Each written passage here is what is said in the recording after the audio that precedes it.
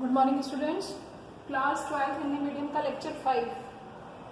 देखिए ये हमारा कौन सा लेक्चर है? 5। इससे पहले हमने जो कल 2 क्लासेस ली थी वो दोनों चैप्टर 12 की थी।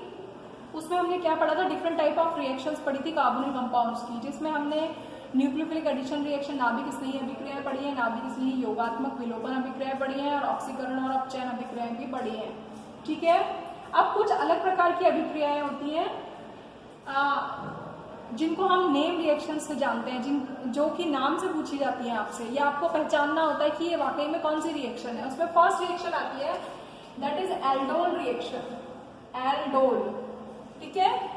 अब एल्डोल रिएक्शन देखिए क्या है। एल्डोल रिएक्शन वो एल्डिहाइड देते हैं जिनमें क्या प्रेजेंट हो? जिसमें अल्फा हाइड्रोजन प्रेजेंट हो। सबसे be clear in your mind, आपके दिमाग में बिल्कुल क्लियर होना चाहिए कि वो एल्डिहाइड जिसमें अल्फा हाइड्रोजन है। तो अब अल्फा हाइड्रोजन कौन सा है? ये फंक्शनल ग्रुप है CHO। CHO का मतलब एल्डिहाइड होना, इसमें भी CHO है। CHO के पास वाला जो कार्बन होता है, जो CHO के जस्ट पास वाला कार्बन होता है, that is alpha carbon. Okay, that is alpha carbon. यहाँ पर भी ये अल्फा कार्बन है। तो अल्फा कार्बन जो है, अल्फा कार्बन पर जो भी हाइड्रोजन लगे हुए होंगे वो कौन से हाइड्रोजन होंगे? अल्फा हाइड्रोजन होंगे।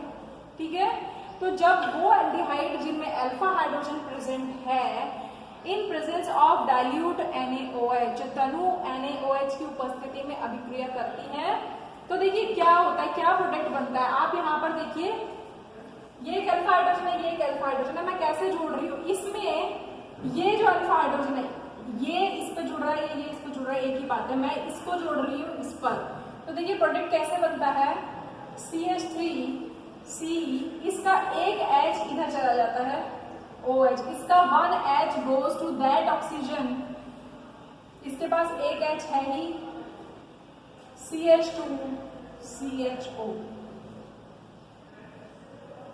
ठीक है, ये बन गया। यहां तक समझ में आ रहा है? अब आप यहां पर देखो ये क्या है, ये कार्बन कैसे, अब इसमें अब ये एक कंपाउंड बना, हमें नहीं पता कि ये क्या कंपाउंड है। इसमें फंक्शनल ग्रुप क्या होगा, क्रियात्मक समूह क्या होगा? CHO होगा।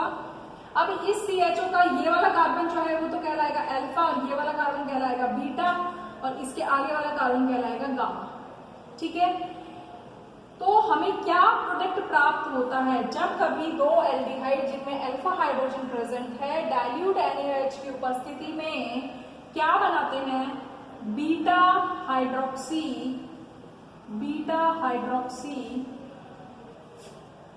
एल्डिहाइड बनाते हैं। एल्डिहाइड बनाते हैं या एल्केनल बनाते हैं। एल्केनल बनाते हैं, बीटा हाइड्रोक्सी एल्केनल बनाते हैं। ठीक है। तो अब ये जो कंपाउंड बना है इसको हम क्या कहते हैं? एल्डोल। ये जो पूरा का पूरा कंपाउंड बना है दैट इज कॉल्ड एल्डोल, क्योंकि एल भी है इसमें और ऑल भी है। इसके लास्ट के नाम के पीछे क्या लगता है? एल, और इसको क्या कहते हैं? ऑल। तो जो एल्डिहाइड है, एल्डिहाइड का एल्डी, एल और ऑल। एल्डिहाइड और अल्कोहल दोनों एक ही कंपाउंड में है, इसलिए इट इज कॉल्ड एल्डोल। समझ में आ गया? अब ये जो एल्डोल बना है, यदि इसको हम गर्म करें तो आपको हमेशा ध्यान रखना है कि एल्डोल का जो प्रोडक्ट बन रहा है वो बन रहा है बीटा हाइड्रोक्सी एल्केनल। ठीक है। और जब आप इसको गर्म करेंगे तो गर्म करने पर देखो ये H और ये OH बाहर निकल जाएंगे। तो क्या प्रोडक्ट बन जाएगा? CH3CH double bond CH2CHO। ठीक है। ये H और ये OH बाहर निकल जाता है और डबल बॉन्ड आ जाता है। ये क्या बना? इसको क्या नाम देंगे? ये again alpha hydrogen, alpha carbon, ये बीटा कार्बन। तो अब हमारे पास क्या कंपाउंड बना? हमारे पास बना अल्फा अनसैचुरेटेड असंतृप्त यौगिक, अल्फा बीटा असंतृप्त aldehyde. Alpha beta unsaturated aldehyde form होता है, ये रिएक्शन कहलाती है एल्डोल। समझ में आ गया? ठीक है। अब ये वाकई में होती कैसे है, इसकी क्रियाविधि क्या है? ये बहुत ही इंपॉर्टेंट रिएक्शन है। ठीक है। ये कैसे होती है? देखिए इसमें पहला स्टेप में क्या होता है, सबसे पहले तो आपको कोई भी एल्डिहाइड ले रहा है, वो एल्डिहाइड ले रहा है जिसमें अल्फा हाइड्रोजन है। तो मान लीजिए मैंने ये ले लिया, ये आपके पास CH3 है, ये CH2 है, ये आपका एक एल्डिहाइड है, ठीक है। इस एल्डिहाइड पर किसने आक्रमण किया? एक बेस ने आक्रमण किया, एक क्षार ने आक्रमण किया, ठीक है। इसने इसके ऊपर आक्रमण किया जैसे ही, और इस H2, ये जो एल्डिहाइड है, कोई भी जो एक एल्डिहाइड है, इसके H को ले लिया इस बेस में, ठीक है। तो जैसे ही लिया तो क्या बन गया? एक तो बन गया H2O, ठीक है, और इस बॉन्ड के इलेक्ट्रॉन किस साइड में शिफ्ट हो गए? इस साइड में शिफ्ट हो गए। तो क्या बन गया? Plus CH2 negative CH2। यानी पहले स्टेप में क्या हुआ? क्षार द्वारा कार्बेनियन का निर्माण, कार्बेनियन आयन का निर्माण, कार्बेनियन आयन का निर्माण हो गया। यानी फर्स्ट स्टेप में किस चीज का फॉर्मेशन हुआ? कार्बेनियन आयन का निर्माण हो गया, ठीक है। अभी कार्बेनियन आयन बन गया, ये एक एल्डिहाइड से बना, कोई सा भी एल्डिहाइड ले लीजिए, दोनों एल्डिहाइड सेम है, ठीक है। अब सेकंड स्टेप में क्या होगा कि ये जो एल्डिहाइड, ये जो कार्बेनियन आयन बना है, ये किस पर आक्रमण करेगा? एक दूसरे एल्डिहाइड पर अटैक करेगा। अब आप देखो O की इलेक्ट्रोनेगेटिविटी ज्यादा है, जिससे इसके ऊपर नेगेटिव चार्ज है, इसके ऊपर पॉजिटिव चार्ज है। किसकी प्रेजेंस में रिएक्शन हो रही है? तनु NaOH की उपस्थिति में हो रही है, तनु क्षार की उपस्थिति में हो रही है। तो ये नेगेटिव जो है वो कहां पर जाएगा? ये नेगेटिव जो है वो पॉजिटिव पर जाएगा।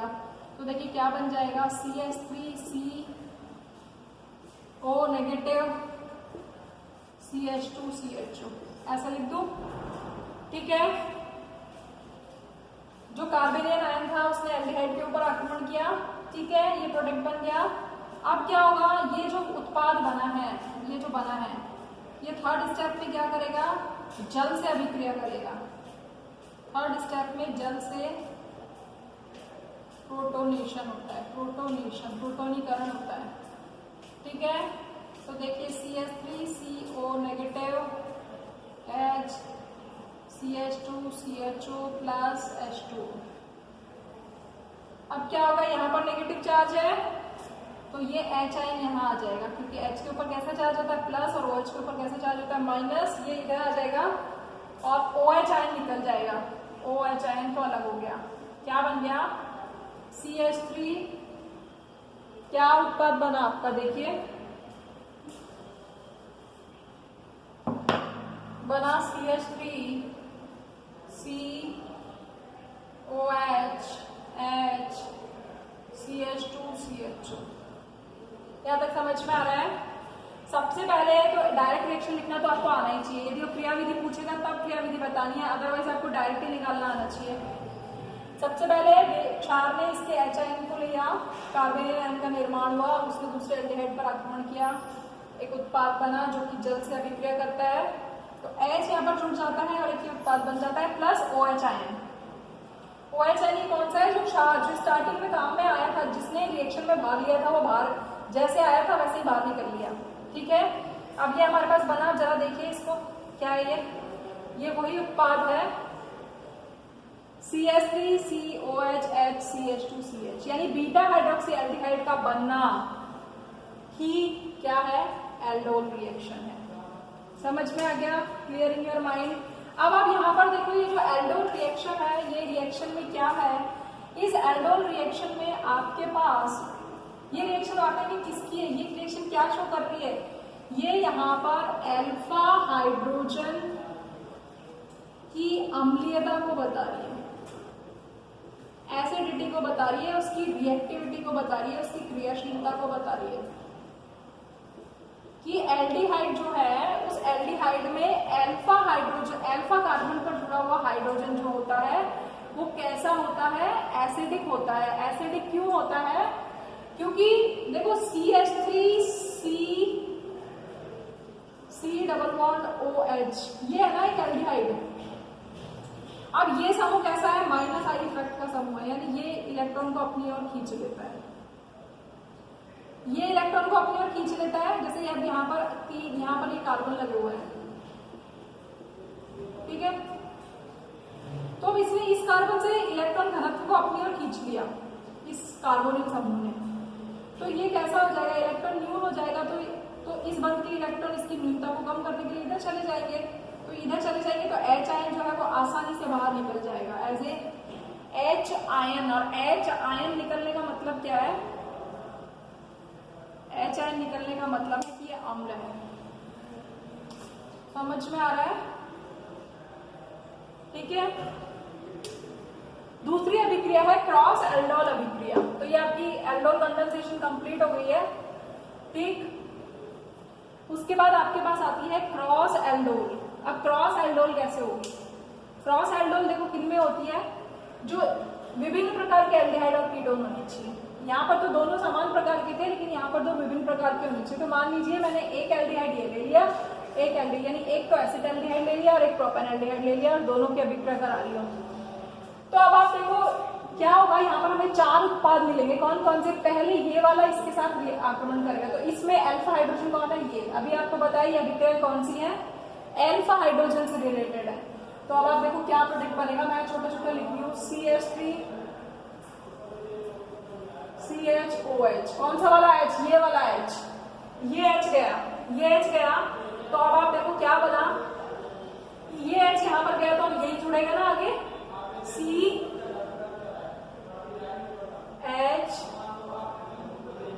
CHO CH, ठीक है।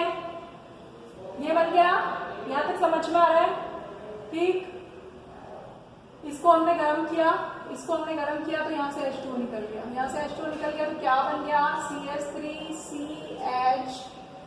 CH3 CHO डबल बॉन्ड, ये उत्पाद बन गया आपका, ठीक है। यानी जब इन दोनों की मध्य क्रिया हुई, अब ये हो सकता है कि ये दोनों उल्टे हो जाए, ये तो आगे आ जाए और ये पीछे हो जाए। तो अब आप देखो क्या होगा, CH3 CH2 COH। अब ये आगे आ गया, ठीक है, ये पीछे है। तो अब आप देखो क्या जुड़ेगा, ये इस तरीके से जुड़ेगा, H CH2 CHO, ठीक है। अब क्या होगा, इसको फिर से ऐसे लिख सकते हैं, गरम करेंगे तो अब क्या बन जाएगा, CH3 CH2 CH double bond CH CHO, ठीक है। दो अभिक्रियाएं तो क्या हो गई, देखो जो क्रॉस एल्डोल कंडेंसेशन है ना, वो क्रॉस एल्डोल कंडेंसेशन वाकई में क्या है कि आपने दो डिफरेंट एल्डिहाइड लिए, तो पहले तो ये दोनों ने रिएक्ट करके ये बनाया, इससे तो ये प्रोडक्ट बना। दूसरे वाले रिएक्शन में क्या हुआ है कि इन दोनों ने अपनी पोजीशन को चेंज कर लिया है, अब की बार इससे बन रहा है प्रोडक्ट, सेकंड प्रोडक्ट इससे बना है। समझ में आ गया, इस पर योग हुआ है इस एल्डिहाइड का, तो इसमें अल्फा हाइड्रोजन दिया है तो ये जुड़ गया, ठीक है। अब तीसरी अभिक्रिया क्या होगी, तीसरी अभिक्रिया इस तरीके से होगी, ये 2 बार जुड़ जाए और ये 2 बार जुड़ जाए। तो यदि 2 बार ये जुड़े तो क्या प्रोडक्ट बनेगा, देखिए, तो प्रोडक्ट बनेगा CH3 COH H CH2 CHO। इसको आप गर्म करोगे, यहां से ये H2 निकल जाएगा, क्या बनेगा, CH3 CH double bond CH CHO, ठीक है। या फिर दोनों प्रोपेनएल्डिहाइड जुड़ सकते हैं, कैसे,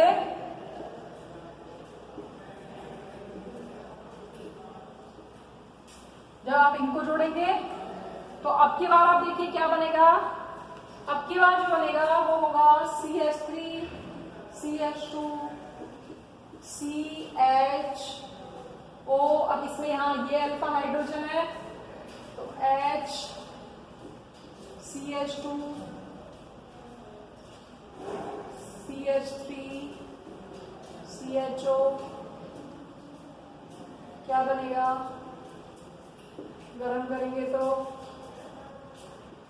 बनेगा CH3 CH2 CH double bond CH CH3 CH। समझ में आया क्या करा है मैंने?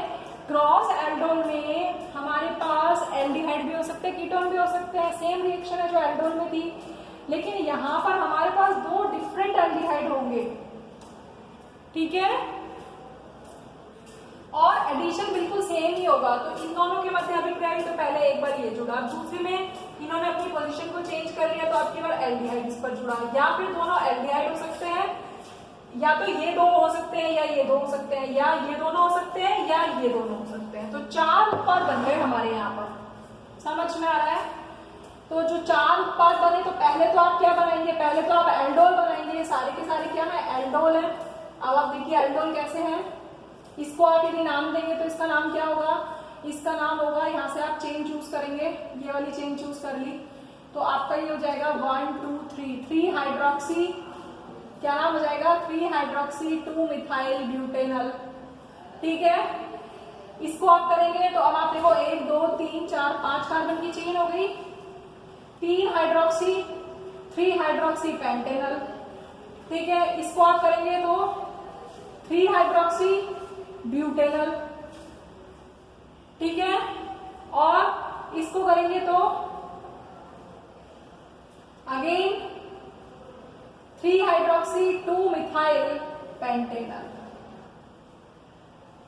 ठीक है। चारों, और फिर जब हम इन सबको एल्डोल जो भी बने इनको हम गर्म करेंगे तो जल का एक अणु बाहर निकल जाएगा और हमारे अल्फा बीटा अनसैचुरेटेड एल्डिहाइड्स बनेंगे, अल्फा बीटा असंतृप्त एल्डिहाइड बनेंगे, ठीक है। ये अभिक्रिया हो गई आपकी क्रॉस एल्डोल अभिक्रिया, ठीक है। इसके बाद नेक्स्ट अभिक्रिया है which is very important, that is Cannizzaro अभिक्रिया, ठीक है। कैनिजेरो अभिक्रिया देखिए क्या है। कैनिजेरो अभिक्रिया की खास बात है कि ये वो एल्डिहाइड्स जिसमें अल्फा हाइड्रोजन नहीं होता में होती है। ये दोनों तो उसमें हो रही थी जिसमें अल्फा हाइड्रोजन होता है, इसमें वो देखो यहाँ पर ये एल्डिहाइड बनाया मैंने, ये क्या है? मेथेनॉल। इसमें पहला कार्बन तो हुआ जिस पर एल्डिहाइड, तो इसके आगे कोई कार्बन ही नहीं है, तो अल्फा कार्बन नहीं है यहाँ पर भी अल्फा कार्बन नहीं है, ठीक है। यहाँ पर अल्फा कार्बन तो है लेकिन अल्फा कार्बन पर हाइड्रोजन नहीं है, तो ये दोनों हम ऐसे बहुत सारे यौगिक हो सकते हैं जिनमें अल्फा हाइड्रोजन नहीं है। यदि हम उन एल्डिहाइड को लें तो वो सांद्र NaOH की उपस्थिति में यदि हम उसके दो अणु लें तो देखिए क्या अभिक्रिया होती है कि एक एल्डिहाइड तो किसमें बदल जाता है? अल्कोहल में, और एक एल्डिहाइड किसमें बदल जाता है?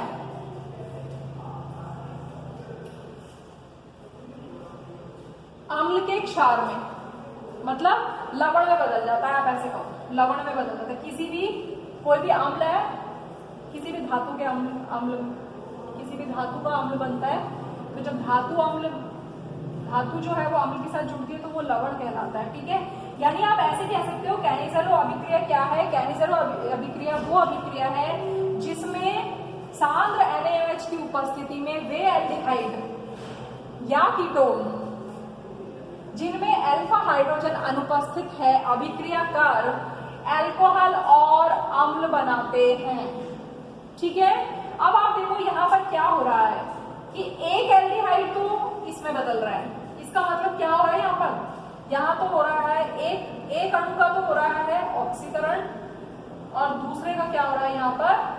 अपचयन। समझ में आ रहा है? बहुत ज्यादा इंपॉर्टेंट अभिक्रिया है ये, तो एक का ऑक्सीकरण होता है और एक का अपचयन होता है, ये अभिक्रिया कहलाती है कैनिजेरो, ठीक है। नेक्स्ट अभिक्रिया है हैलोजिनेशन, हैलोजनीकरण। हैलोजनीकरण भी अल्फा हाइड्रोजन से रिलेटेड ही है। देखिए इसमें क्या है कि इसमें आपने एसिड एल्डिहाइड ले लिया, इथेनॉल ले लिया, इसकी क्लोरीन से अभिक्रिया करा रहे हैं, तो जब भी हम हैलोजनीकरण करते हैं आप हमेशा ध्यान रखेंगे कि अल्फा हाइड्रोजन का ही हैलोजनीकरण होता है। तो देखो यहाँ पर इसका मतलब यहाँ से ये CH3 है ना, इसका मतलब एक HCl निकल गया, तो क्या बचा? एक Cl बचा, तो क्या आ गया? CH2Cl, ठीक है। फिर क्लोरीनीकरण किया, फिर एक HCl निकल गया, तो अब की बार फिर से क्या बन गया? अब Cl के कितने एटम हो जाएंगे? 2 हो जाएंगे। फिर क्लोरीन से किया तो अब की बार फिर एक Cl और HCl निकल गया, तो अब की बार क्या बन गया? CCl, फिर CHO। इस तरीके से ये जो हैलोजनीकरण ये बताती है कि अल्फा हाइड्रोजन जो है वो अत्यधिक क्रियाशील होता है और अम्लीय होता है। अत्यधिक क्रियाशील क्यों होता है? क्योंकि इस पर जो यौगिक जो कार्बोनिल समूह लगा हुआ है वो क्या करता है? वो अल्फा हाइड्रोजन के जो इलेक्ट्रॉन्स हैं उनको अपनी ओर खींच लेता है, तो जिससे वो कार्बन जो है वो कैसा हो जाता है, इलेक्ट्रॉन न्यून हो जाता है, और इलेक्ट्रॉन न्यून होने के कारण एच आयन आसानी से बाहर निकल जाता है। यानी इस तरीके से जो अल्फा हाइड्रोजन है, अल्फा हाइड्रोजन से बना जो अल्फा हाइड्रोजन के निकलने पर जो बना कार्बेनियन आयन है वो अनुनाद के द्वारा स्थायी हो जाता है, इसलिए वो अत्यधिक क्रियाशील होता है। ठीक है, नेक्स्ट अभिक्रिया है जिसे हम कहते हैं टिशेन्को अभिक्रिया।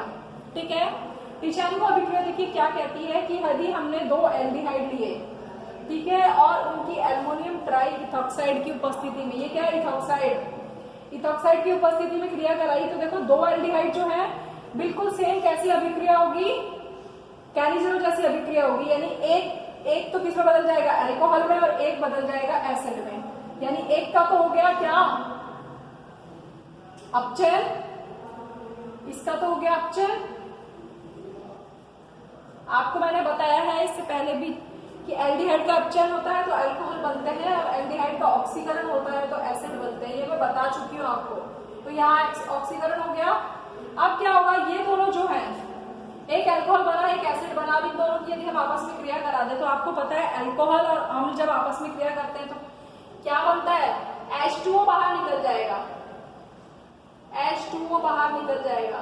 कौन सी अभिक्रिया है कोई बता सकता है, एस्टरिफिकेशन, एस्टरीकरण, एस्टरिफिकेशन। अल्कोहल और अम्ल जब कभी भी आपस में मिलते हैं क्या बन जाता है, एस्टर बन जाता है, CH3COO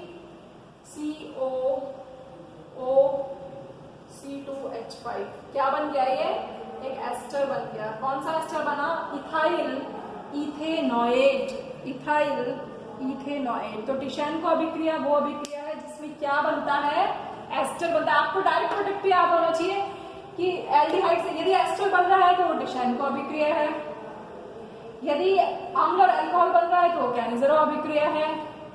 एल्डोल में तो आपके पास अल्फा बीटा अनसैचुरेटेड एसिड बनेंगे या फिर एल्डोल बनेगा। ठीक है, तो इस तरीके से कार्बोनिल कंपाउंड की सभी reactions, chemical reactions, physical reactions और उनको बनाने के तरीके मैंने आपको इसमें बता दिए हैं। Thank you.